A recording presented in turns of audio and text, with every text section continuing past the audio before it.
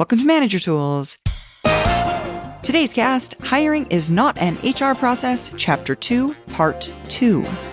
The questions this cast answers are, how can I improve my ability to hire? Do I have to follow my company's standards? And how can I hire someone who doesn't meet our requirements? For answers to these questions and more, keep listening. Hey folks, it's the new year. And because of that, you may be thinking you want to start the year off strong with your team and your organization. Consider bringing Manager Tools on site to work with the individuals in your company for one of our training events. Now, it's that time of year. We know that. That is, people are moving around, more hiring is being done.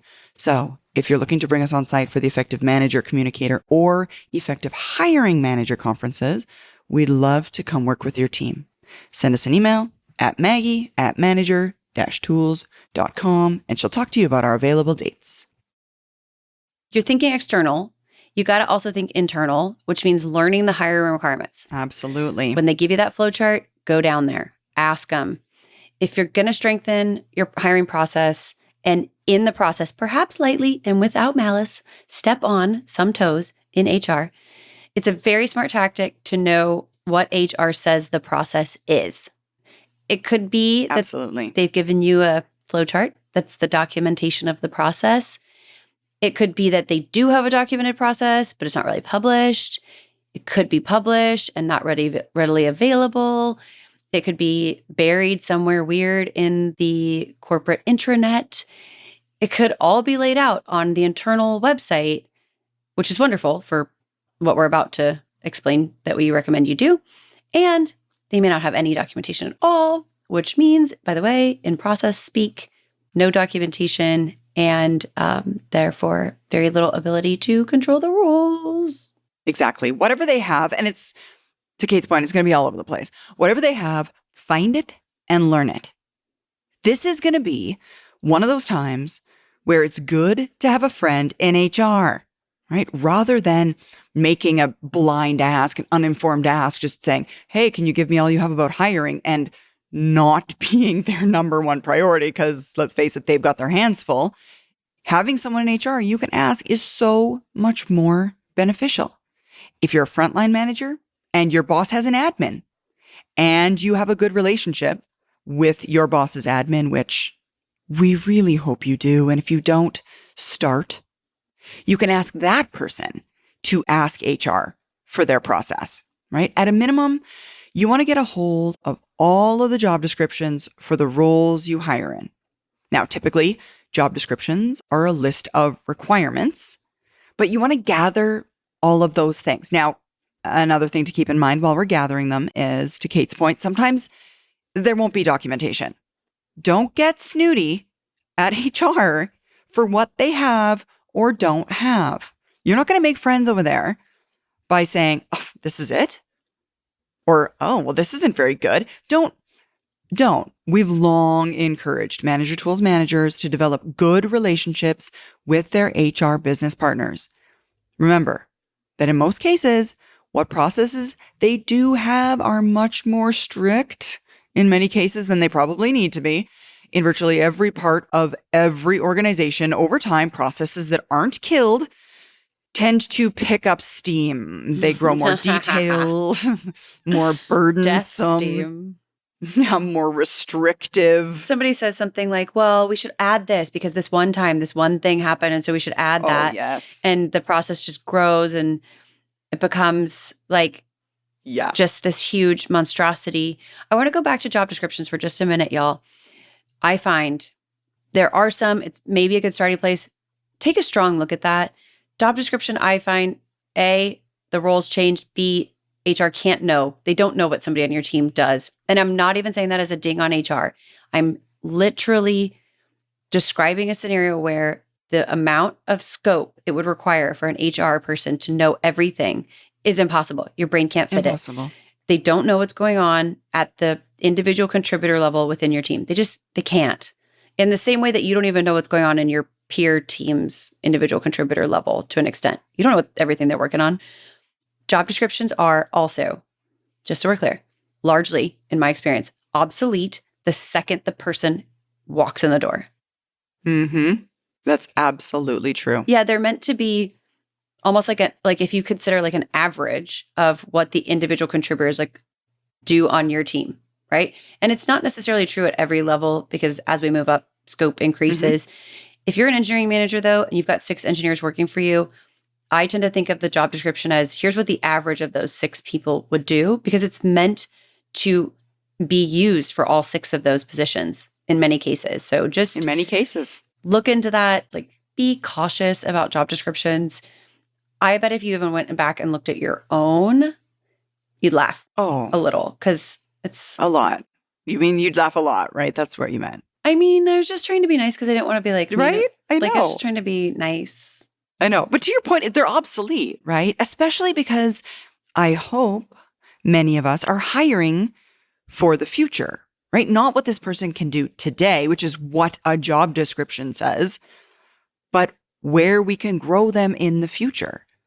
And that's different for all of the instances. I mean, what I need in the future from this role is going to be different in 6 months than it is today, based on what my current team is doing and where they're performing and where their skills are at. And looking at them every time is super helpful.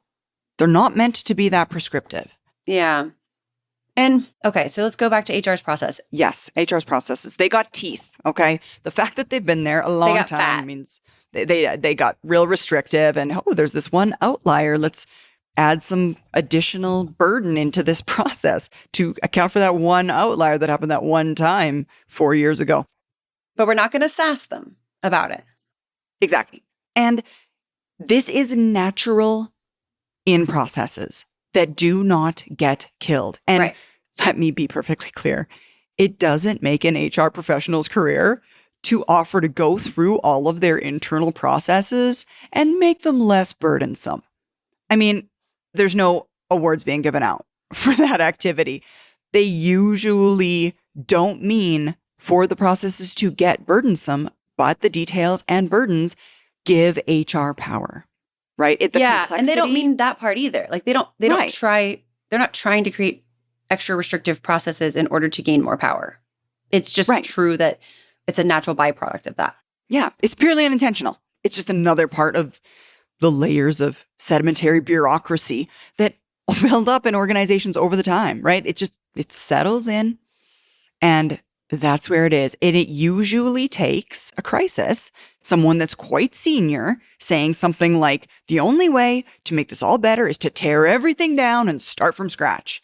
And you don't want to go through the kind of crisis it takes for someone to come in and say that. You don't. You don't want your organization, well, I mean, maybe your organization's in that position because you just came through a global pandemic. Maybe not. And you don't want to go through that type of crisis. I watched The Big Short over the weekend. Oh, yeah. And that's the kind of crisis that I'm thinking of right now because that's the last movie I watched. Also because it's great. Aaron Sorkin, you're my favorite. Aaron Sorkin's not listening to this, but I love his sense of justice and his tightly written banter. You just don't want to have to go through that level of crisis. And this really is where our opportunity comes in. Rather than complaining, instead, find places in the system where you can get what you want fast. Yeah. Well, it's okay. It won't necessarily all come in fast. Okay. But you want to find places in the system where you can get what you want. And we'd like to do as fast as possible with high quality candidates whom we can hire. And sure, that might mean bumping up against the standard process. We're still going to get what we want, which is quick, high quality candidate hires. We're just going to find that maybe we're like pushing the edge a little bit. Right. And okay, we said it, right? Sometimes they don't have a documented process. Right. Which means if the process isn't documented, they'll have a much harder time enforcing the process on you because it's not documented, right? Which means it's not a process. Exactly. Which means it's not a process. So you've got some wiggle room. You got some space. Bottom line. Good. Yeah. You got to know as much as you can about what HR does and says about how you go about expanding your increasing involvement in virtually all aspects of your hiring process. Absolutely. That's what it comes down to. Yeah. You got to know. You got to learn the rules before you can break them. Before you can break them. Exactly. You got to know how much space you've got, how much leeway you have before you can start stretching the rules. There's so many podcasts on our website. We've been putting out at least one podcast a week for the last 17 years at this point.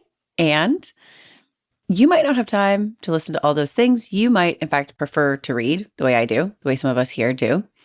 If that's the case, you might consider purchasing a personal license to the website, which allows you access to all the show notes associated with our podcast.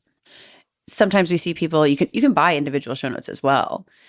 We just want to let you know that it's $20 a month or $200 a year for a personal license. And if you're purchasing show notes, you might then consider upgrading your access to the website.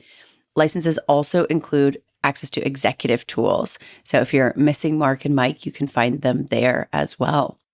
Personal license on our website, manager-tools.com, under products and personal license.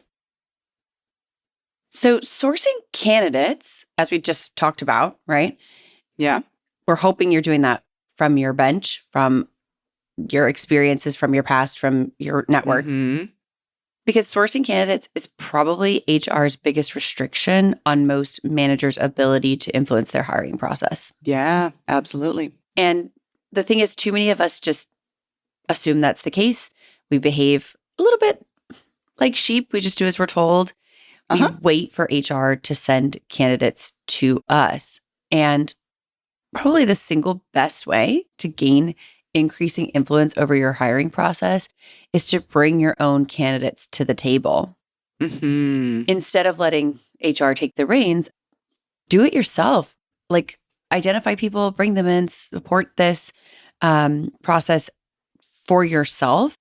Because as long as you let HR control what resumes you see, you're much more likely then to have to follow their process, right? I mean, absolutely. Why wouldn't they ask you to go along with it? You've already started. You've already put yourself in their swimming pool. Totally. Remember when... Yeah, we talked about this, folks. In terms of HR's ability to be helpful, it's limited, right? HR doesn't know the intricacies of your job, intricacies of requirements, what can sub for what skill or talent, the same way that you do. I mean, how could they? So remember, when they're gathering those resumes for you, they're also screening those resumes against what are likely unknown to you criteria. That means they don't know the same amount you do about a role, about skills, about talents, which means they're eliminating potentially resumes from that stack to save you time. Yeah. But ones that you might think are worthy of a second look. You seeing them with a different set of eyes, a more knowledgeable set of eyes, is probably super helpful. If you're not bringing your own resumes in, you're actually abdicating your ability to influence what resumes you see. Exactly. Totally. That's what we're doing. I mean, you're giving it away. And again, I think a lot of hiring managers really think, hey, I'm really busy, so I need help with this. And HR has access to more resumes, which I agree with that piece. They do have access to more resumes. And I don't disagree that you're probably busy. However, your focus on the work that's on your desk, it causes you not to think about the future. And that is tactical behavior over strategic. If you're a middle manager and above, your responsibility is strategic choices as well as some tactical stuff. You're not thinking about the future if you're thinking to yourself, oh, I'll just take what HR gives me. Exactly. Even if you are accepting candidates from HR, if you're not, looking at things from your bench, let's say you're going to bring in some resumes from HR, cool. And it is true, they have access to more resumes than you. So I'm not suggesting that's a completely terrible idea. You can offer to assist them though. You can, find your friend in HR, ask them to allow you to review more of the resumes they get, even all of the resumes that they look at, tell them you want to sync up your screening with theirs. Yeah. Can I learn from you? Let me see how you do it. Yeah. And even say, I just like to understand the scope of the number of resumes we're getting. I have no insight into this process. I'd love to learn more. Smart HR professionals will welcome this help. They'll realize they don't have the bandwidth either to go through hundreds and hundreds of resumes with any actual focus on the roles we're hiring for. And hopefully you've chosen a smart HR friend, and they will see it as a chance to learn more about your particular needs. Y'all, they probably got into HR because they like people. Yeah. Which means they have the potential to like you. Yeah. Right. They could be your friend. Potentially. Maybe. But only if you're nice, which we've said before. Only if you're nice. Don't go down there and sass them and their process. And if they have 200 resumes to look at, imagine, oh gosh, so many. For some of us, that sounds like Mecca. For some of us, it sounds like a very long day. Yeah. Offer to look at them, even though it is a lot. Divide those resumes between 2 or 3 of your better team members, your top performers, and 1 or 2 other people. So you don't have to do it all by yourself. Get them involved. We're bringing in more minds in the same way that you can't know everything. And that's why you have smart people around you. Let's bring those smart people in. Remind them, that your team members, that during this screening, they're not trying to just get to a manageable number of candidates to screen. Mm-hmm. This is like classic, right? Yeah. It causes people to screen things for like, oh, there's this one tiny little error, right? Because there's so many resumes. It sometimes feels like, oh, well, we just got to any fictitious reason to screen people out. Oh, there's one tiny spelling error. Or look, they missed this bullet. Or, oh, it's a little bit too long. Because there's so many, it feels like you need a reason to just knock people off the list. And it's a classic part of the process where everyone who screens applies really too tight screening to that list. But it means that you might miss someone who doesn't meet the criteria, but has value or is worth a second look. Remember, those skill sets that aren't exactly what you asked for or exactly perfect, but hey, you know what? On second thought, they'll work. If you're just screening via a standard basic checklist, yes, you're going to miss out on those other individuals that might work because you're not thinking beyond what is standard. Mm-hmm. And again, if you've partnered with your HR business partner, which we hope you have, they'll be happy to accept that you're just going to screen or at least take a second look, right? Yeah, Help them out. casual. Yeah, just exactly. gonna screen, just gonna take a second look, just want to learn more about the candidate pool. Right. And y'all, resume screening, part of the reason we're suggesting that you should bring your directs into this is because resume screening is actually hard work. It's high functioning work to look at a resume, discern the course of someone's career.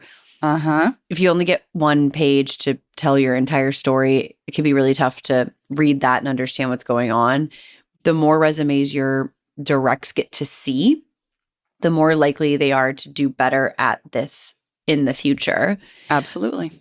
And you might go so far as to share a resume with your team that you decided to not say no to, which they might normally have ruled out, to give them an example of how to adjust their screening sensitivity.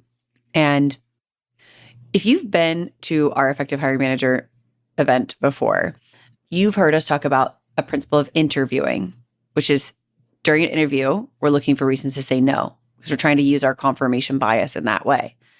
In this case, right now, we are talking specifically about when the markets change, when the market's really, really tight and you are struggling to bring people in.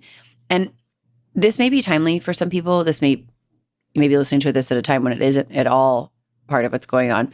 Right now, when we're recording this in December of 2022, because of the pandemic and because some people froze hiring and there were layoffs and things like that, some people's teams have been functioning down 1 or 2 people for a long time. Years. Actually years.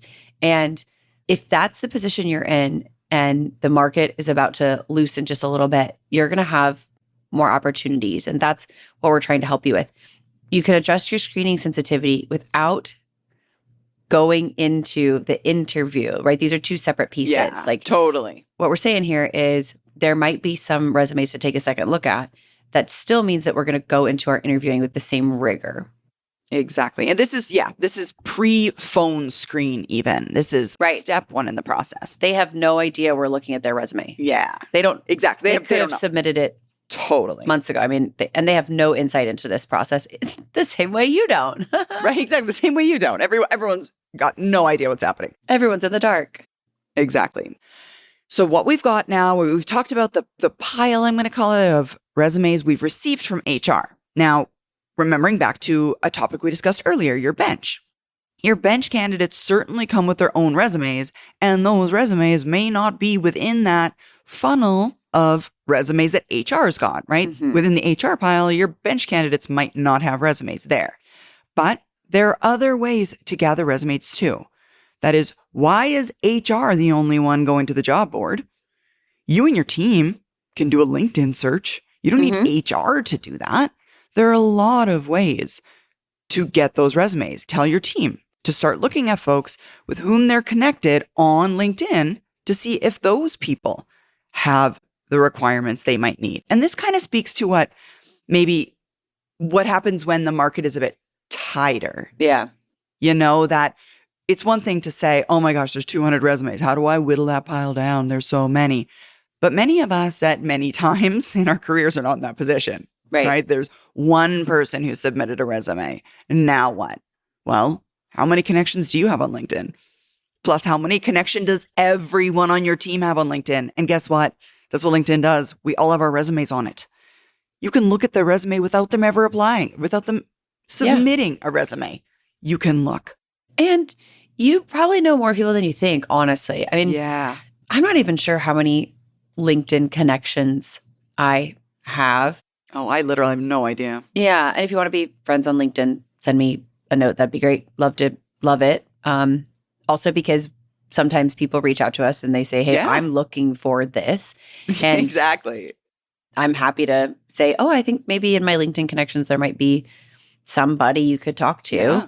I love connecting people to other people who need them. It's one of my favorite things, actually. There's a little bit of that high eye left over in my profile kind of thing. If you have a bunch of LinkedIn connections, maybe your first level connections don't hold a ton of keys, but then think about how many people those people know. Yeah. Your network can be really big. And again, if you keep your network warm throughout the year with other stuff, and I'm going to reveal a secret of mine that's maybe helpful. We talked a lot about when you keep your network warm that you can use Control-Shift-K in Outlook. Mm-hmm. At the time when we were recording that cast was recorded forever ago. Years ago. I don't even know what year. Years ago. There weren't a lot of email services, Outlook stuff, that would allow you to schedule an email. There weren't. It wasn't as easy to do. Yes. Nowadays, you can schedule an email. Yeah. Very easily. Yeah. So honestly, if you set up scheduled emails that are, hey, hope you're doing well. And I mean, we're about to go, some of us are about to go on, if you're on holiday, if you've got some, extra time. I say extra time as if anybody listening has a bunch of extra time. However, if you do this now, if you're not currently hiring, then when you do reach out, at least, they've heard from you recently. And I know I've said that before. You're not a total ghost. It's not like who is this person? Let me look them up. I can't remember this name. I know I said that in part one. People keep saying to me, because we've been doing hiring manager trainings. I did one this week. I did 2 last month, back to back. People say, Kate, we just don't know where to get candidates from. Yeah. And the answer is, a lot of people. Yeah. I mean, so go there. And also the same goes for these job board places. Yeah. Oh, there's tons of them. Yeah. Indeed, ZipRecruiter, Career Builder, Monster. These are all places that HR uses. And they're not the only people who are allowed to use them. You don't have to become an expert. You and your team go, include these type of searches on these boards in your hiring iteration. And even if you don't decide to bring any of those people in, you could encourage your team to connect the same way you would on LinkedIn, right? With potential candidates on the boards as well.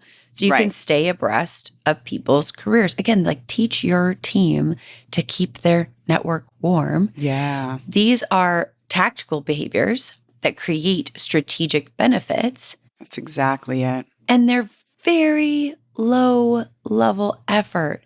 It's very low level effort to schedule an email that says, hey, dude, hope you're well. Checking in. Yeah.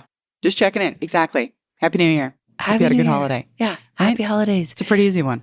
Haven't heard from you in a while. Saw your picture on whatever other social media thing you're doing. Yeah. I mean, and you're right. Social media tools absolutely help with that, right? When somebody posts something, when people maybe give you a thumbs up to one of your posts, right? Just touch base with them. Hey, haven't heard from you in a while. How are you? So funny. Like, I've largely disconnected from the social medias where you thumbs up things. And look, I mean, why not? Why not? I know people spend a lot of time on social media. I know they do. I watch people scroll. I watch them do it. Absolutely. That's all for this week, folks. Come back next week for part 3 and the final part of this series.